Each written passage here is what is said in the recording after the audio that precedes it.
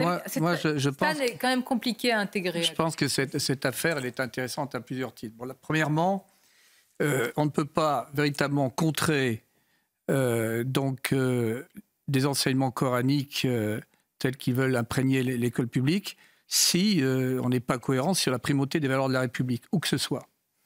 D'ailleurs, je remarque que le directeur de Stan a convenu qu'ils avaient des efforts à faire. Oui. Et on a le communiqué. Mais on va bon, deuxièmement, tout en ayant la plus grande estime pour cette institution.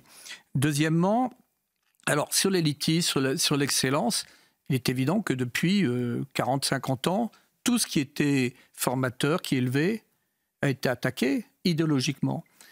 Et c'est intéressant, je vous citerai par exemple les collèges militaires. Moi j'étais en collège militaire.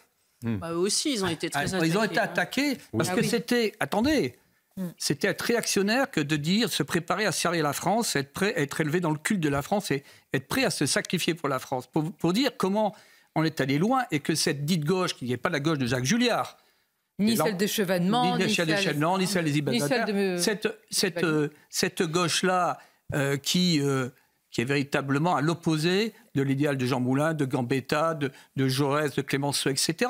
Sauf que c'est cette gauche-là qui a imprégné l'éducation nationale. Et c'est celle-là qui est à la main. L'école, à la veille, ou même le jour même, le matin même.